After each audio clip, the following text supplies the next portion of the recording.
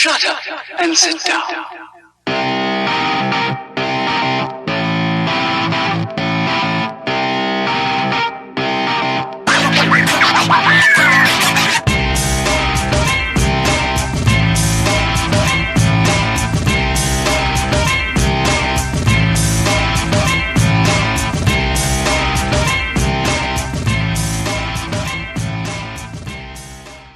And welcome back to Split Decision Boxing. And if you're tuning into this right now, if you're looking at this this video right now, you're probably thinking to yourself, Split Decision Boxing, my God, yeah, I remember him. Where's he been? He hasn't been around for ages. And I haven't, and I apologise. There's a reason for that. Not a good reason, I have to be honest. But there is a reason. Yeah, it's been a long time since I got on here and logged in and uploaded any videos, because really I saw I personally had a lot going on in my own life with bits and pieces, and I found the time quite difficult to put aside to do a video. But also, I went through a period where I got very disheartened, I guess, with the sport. I can't really put my finger on it. Why? I think this influx of internet fighters, your KSIs and your Logan Pauls and all these guys,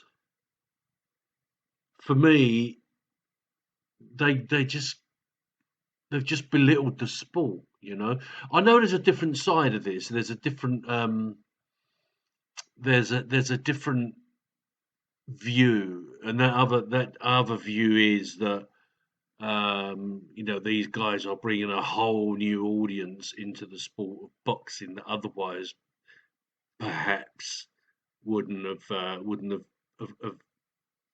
you know, wouldn't have been so interested. And that may be the case, and if that's the case, then that's really good. That's good for the sport. I can't disagree with that. But I just don't like this circus aspect of it that it seems to bring with it. And it's not just these YouTubers, to be honest. It's the whole glam and glitz around the sport, which, for every intents and purpose, let's not beat around the bush, is a brutal sport, right? It's two men facing each other, stripped down to the waist, with nothing but a thinly padded glove and some bandaging, and a gum shield, battering the shit out of each other. You know, if in its rawest form, in its rawest form. You know, there's. I'm not going to go down the road in this video of course, there's the whole story that it's a sport of it's a very skillful sport. It's actually a sport of self-defense rather than a sport of attack. The art of self-defense, blah blah. Yeah, I know that. That's not what I'm talking about at this moment in time. What I'm talking about right now is that, in my opinion, in the old days when I grew up watching boxing, you know, and I've been watching the sport since I was a young kid, and I'm 60 almost now, right? And when I used to watch the sport, it was as brutal as that, you know, and it was as raw as that, and that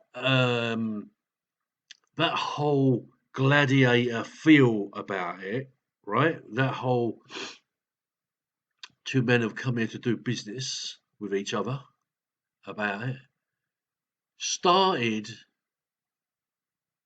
You know, you obviously had your pre-fight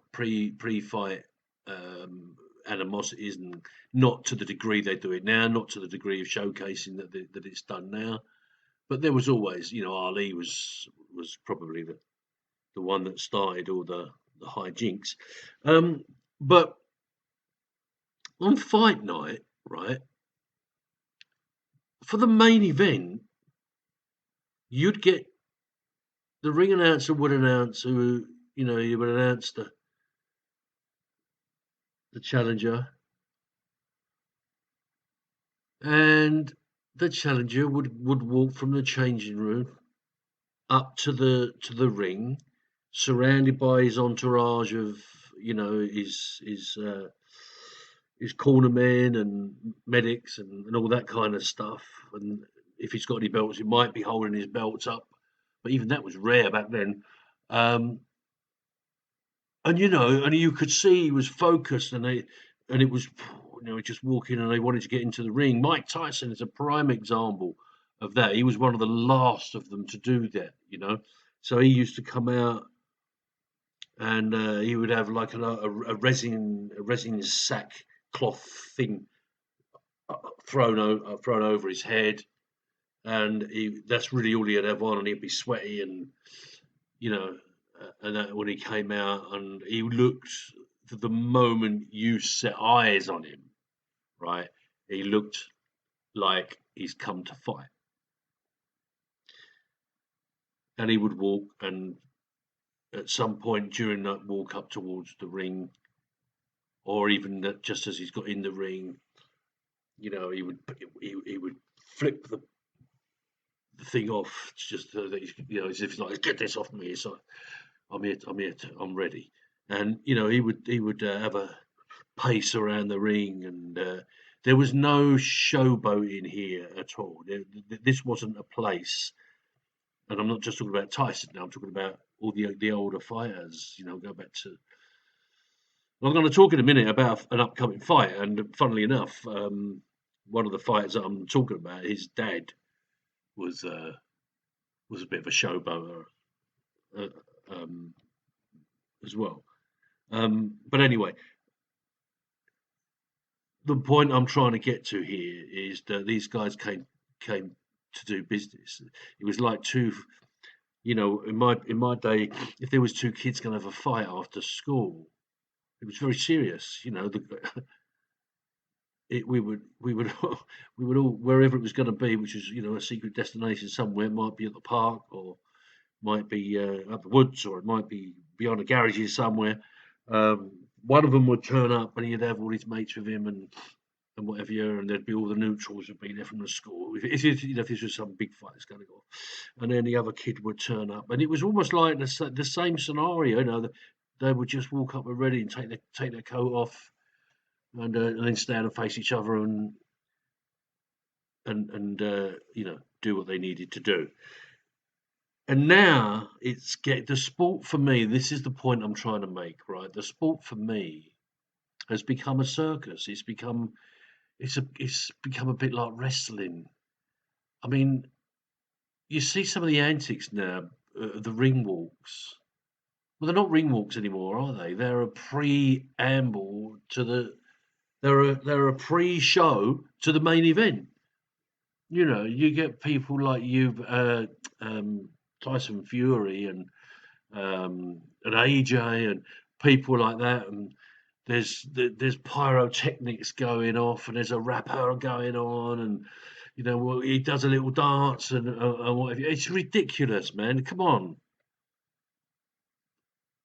don't cheapen the sport. I'm not taking anything like, it's just a direct message to Tyson Fury, right? Don't cheapen the sport.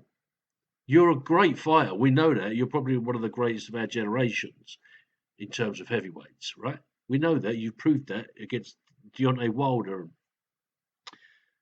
and whoever else has been put up in front of you, to be honest. But you cheapen the sport with all this, you know, cut the shit out, man. Seriously. Um, let's, it's a dirty, brutal, horrible sport. Then that's what people want to see. All this.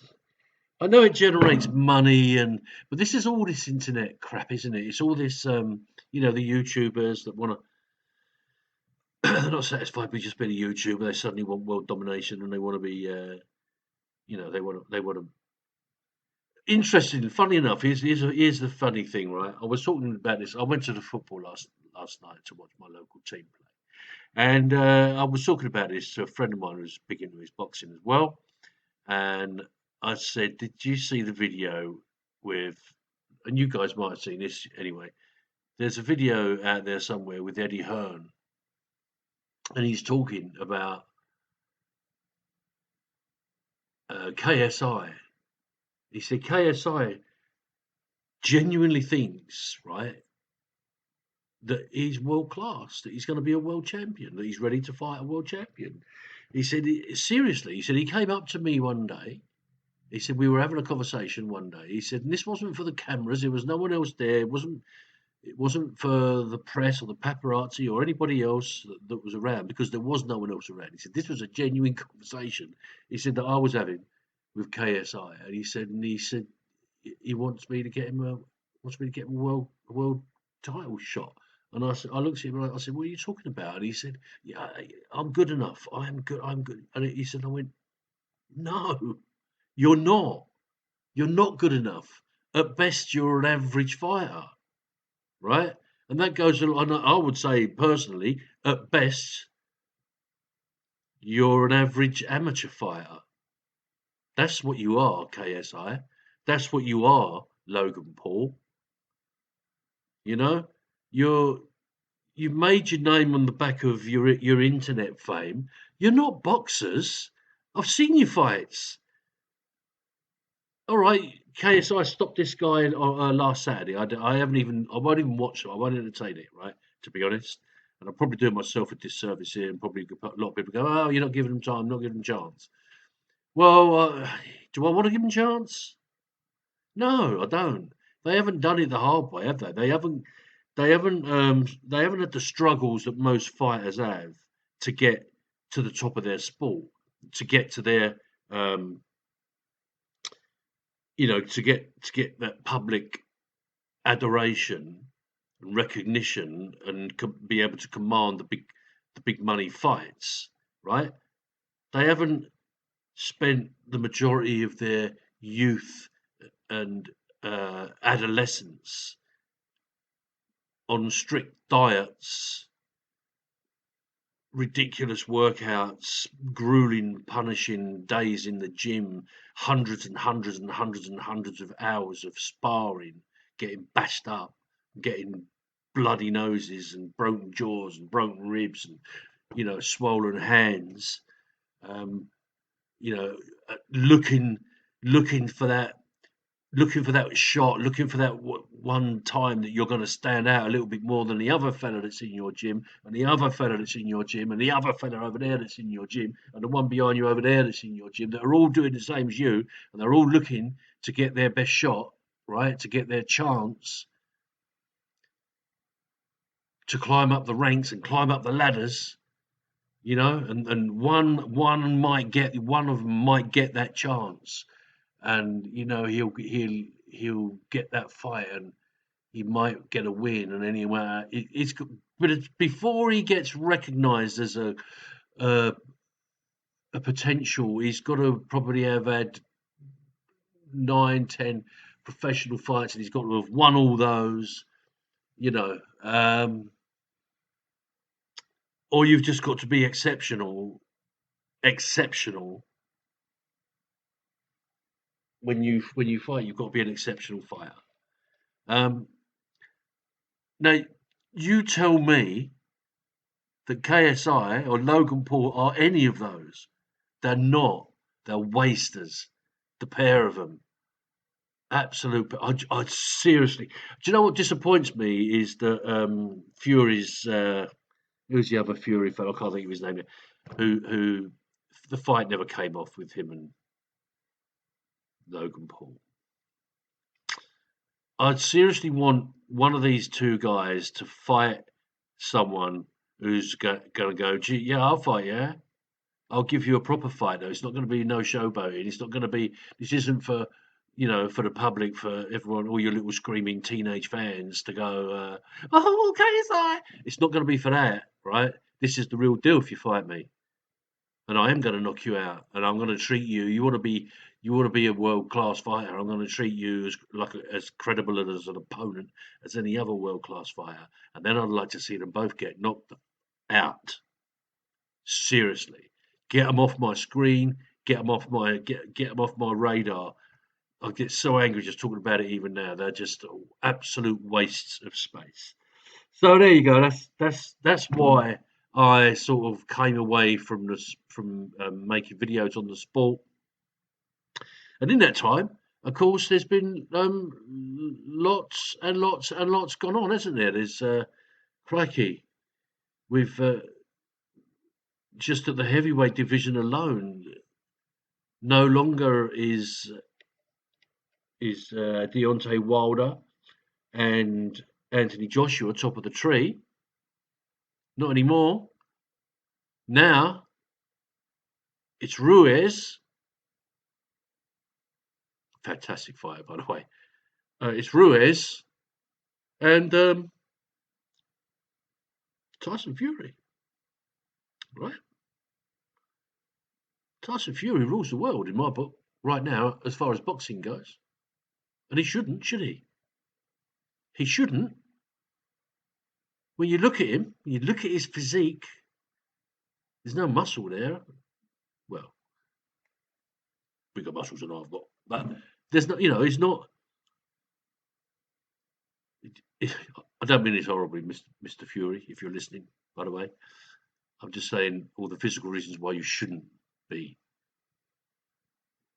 probably the best heavyweight boxer out there at the moment, but you are. So I'll give you that recognition, okay?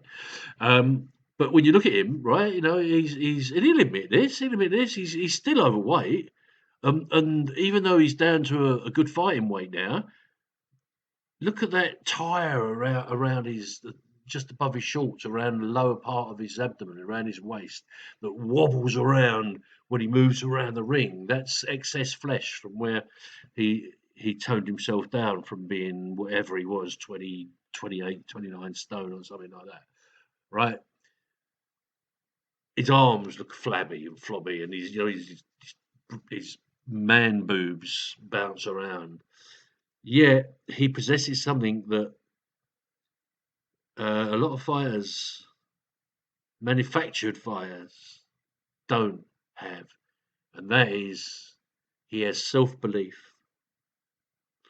I believe that every single fight that he climbs through the ropes, he is certain that he's going to win, that he's better than that man, and he's going to prove it by an amazing show of. And with what I like about him is it's not always just a show of boxing skills with him, is it?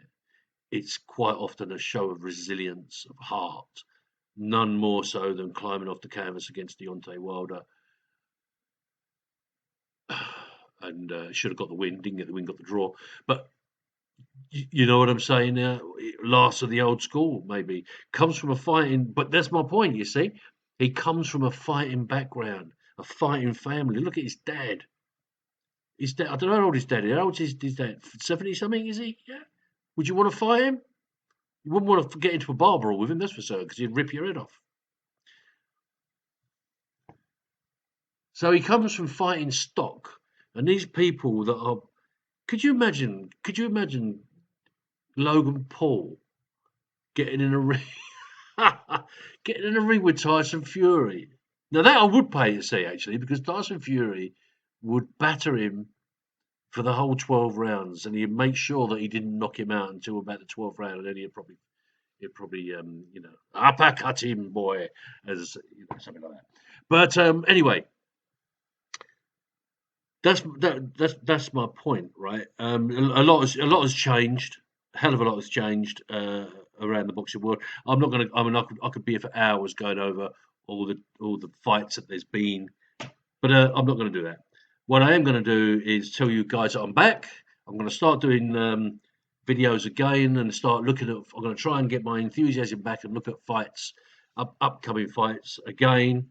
Ones that I think will be of public interest that I can talk to you about and that you might be interested in, and I'll give you my opinion as to if you ever look at my history, my videos that I've done up to now, my success rate of predictions is pretty good, I've got to say. Yeah. So I'm going to start that again. I'm going to pick one fight right now that's coming up this weekend at the Manchester Arena. For all you Brit fight fans out there, this probably won't interest too much the American fight fans, particularly as one of the fighters that are involved has got a lifetime ban, I think, from the New York Boxing Commission. I haven't found out why that is yet. I'm going to research that if I can. So anyway, Saturday night at the Manchester Arena in Manchester, United Kingdom, we have got a fight between Chris Eubank Jr. and Liam Smith. So Chris Eubank Jr. from my end of the country, although I'm not from Brighton, but that's right down south. But yeah, so Chris Eubank Jr. from Brighton, you'll all know of his father, Chris Eubank, is taking on Liam Smith from Liverpool, I think he is, in this clash. It's the main event. I think it's been about 9 weeks build up to this fight. I haven't even seen a lot of the pre-fight build-up. I haven't seen the press conferences. I've done some research I know all about Chris Eubank Jr. I didn't know too much about Liam Smith, but I've sort of done some work prior to making this video to sort of see what I can find out about the guy. A bit of a tough cookie from what I can see. They are, it's not a fight that jumps out at me to go, wow, you can't miss this fight. You can't miss this fight. This isn't an AJ Tyson Fury fight, is it? We know that. Okay. And it comes off the back of obviously Chris Eubank Jr.'s fight that was cancelled. Did he fight? Did he fail a drugs test? I can't remember. Anyway, so Chris Eubank Jr. I'm just going to do a comparison of the stats first of all, so we can take a look and sort of see how they match up. So you got Chris Eubank Jr. 34 fights. Liam Smith has had 36 fights, so obviously he's had a couple of fights more. Eubank's had 32 wins and 32 wins for Smith as well. So pretty evenly matched there. Knockouts 23 for Chris Eubank and 19 for Liam Smith. And losses 2 for Chris Eubank Jr. and 3 for Liam Smith. But here's the thing, right? Liam Smith has lost to guys that, journeyman, but guys you don't really heard of. He was knocked out. He lost 3 times. He was knocked out in one of them. He lost to Salaveres. I can't even pronounce the name. And Jamie Munguia at a unanimous decision, and Korbanov under unanimous decision. Whereas the 2 losses that Chris Eubank Jr. suffered were he lost to Billy Joe Saunders, who is a very, very good fighter. Doesn't come without his own baggage, as we all know. And he lost to George Groves. Now, George Groves, coming towards the end of his career, was at the end of his career. But he beat, he's finished now, George Groves. He doesn't even fight anymore. But he beat Chris Eubank Jr., got a unanimous decision on him. And I think the problem we've got, right? Oh, let me just go down the stats and then I'll come back to it. So their ages are 33 for Chris Eubank Jr., 34 for Liam Smith. Height 5'11" for Chris Eubank Jr., 5'9.5" for Liam Smith, so he's a little bit shorter. I went on BoxRec. I couldn't get the reach of Liam Smith, but Chris Eubank Jr. has got a 72.5 inch, or for you metricos out there, it's 184 centimeters reach. Okay, that's quite. He's got long arms. He's got good long reach, which I think is going to be telling in this fight. In terms of rounds that they fought, rather than how many fights have they had, so Chris Eubank Jr. has only had, what did I say? Only he's had 213 professional rounds, and Liam Smith has had 228. So in terms of ring time, Smith edges it slightly there. Knockout percentage, Chris Eubank Jr. has got a 67.65% knockout percentage, and Liam Smith has got a 52.78. So there's quite a difference there. So these are there is a story actually attached to this. That I heard this. I was watching a Sky Sports program about this fight, and there was a fighter that they both fought on there, and he was saying that allegedly Liam Smith used to spar with Chris Eubank Jr. and he actually hurt him quite badly during sparring with body shots, and that could be interesting.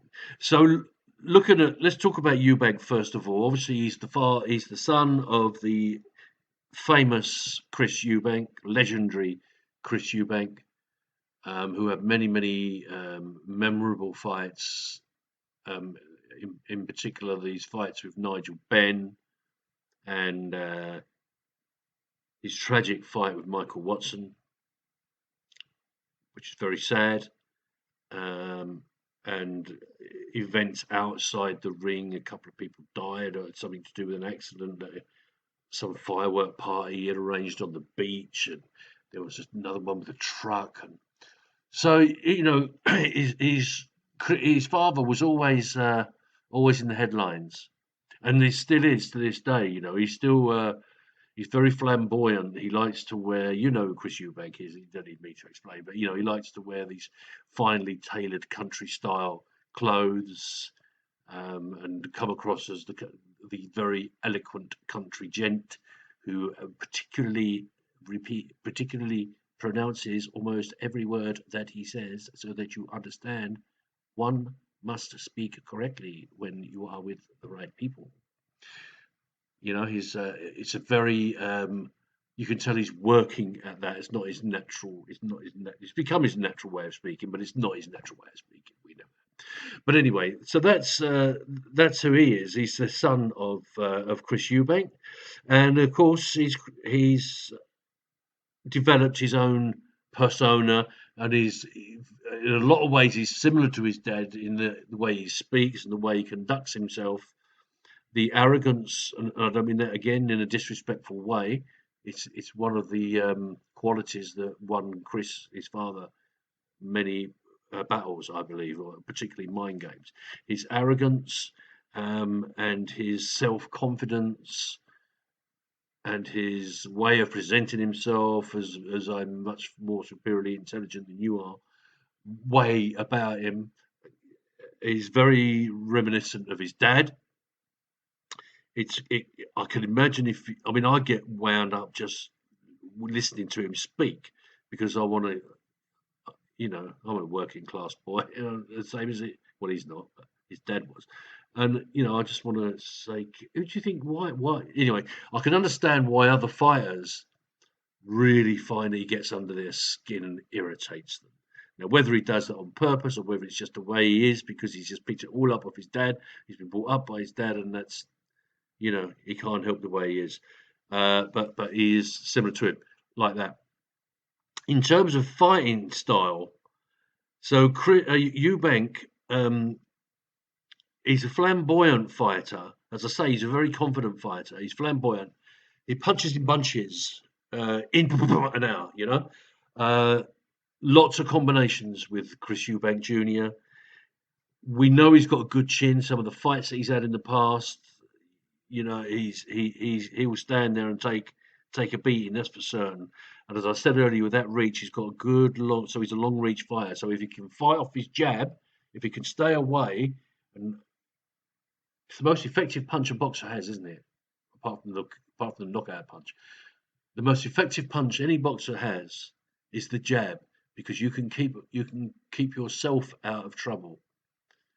You might not hurt very much a fighter and your opposition with the jab, but everyone that lands, you're going to be scoring points. You're going to be irritating him, and you're going to make it very, very difficult for that fighter to come into you to score their close range body shots, uppercuts, hooks, etc., etc.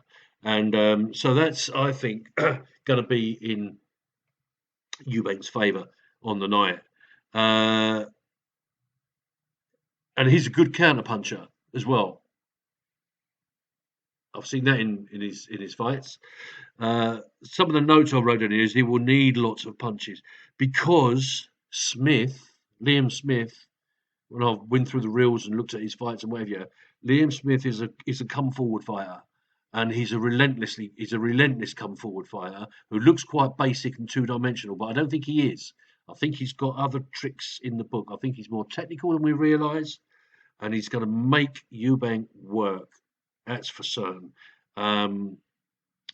He will have a high work rate. I think it will be phenomenal. He will just keep coming. A bit like the old Mexicans and the Cubans and people like that. And I think his strength, from what I've seen, is going to be his body punching. Now, if he can work a strategy where he can step aside or get around Eubank's jab and get in with the body, get in with the rib shots and the kidney shot, the liver shots there.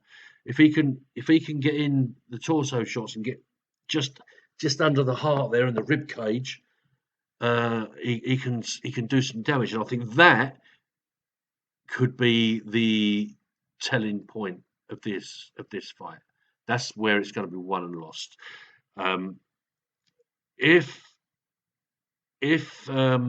Eubank can get his jab working effectively, I believe he has the power, the skill and the power to stop Liam Smith before the end of the fight and get a knockout or a TKO. If Liam Smith can work out a way around the jab and get into the body, what do they say? You keep hitting the trunk and the tree will fall. Yeah? Then I believe he has a chance of stopping Eubank. So if you were going to put me on the spot, I'm going to end this video here because it's the first one I've done for a long, long time. I just wanted to put it out there. So if you ask me to make the call, who am I going to predict to win on Saturday? Chris Eubank Jr. or Liam Smith? Based purely on Liam Smith, that what I've seen through going through YouTube videos and reading up about him and everything else, and what I know about Chris Eubank Jr. from the fights I've seen in the past, and what I know about him, my gut tells me that on the night, Chris Eubank Jr. will have too much for Liam Smith. He'll have too much power, too much speed. He'll be too strong. He'll keep him away with the jab. He'll set him up, and when the time's right, he'll stop him around about round 8 or 9. So that's my prediction. I'm going for a KO for Chris Eubank Jr. round 8, or KO or TKO for Chris Eubank Jr. round 8 or 9. That's it, fight fans. That's all I've got to say today. I hope you've enjoyed this video. I hope you'll welcome me back into the fold. And if you did enjoy this video, please give it the thumbs up. There it is. Please give it the thumbs up. Please subscribe. Really need you to subscribe.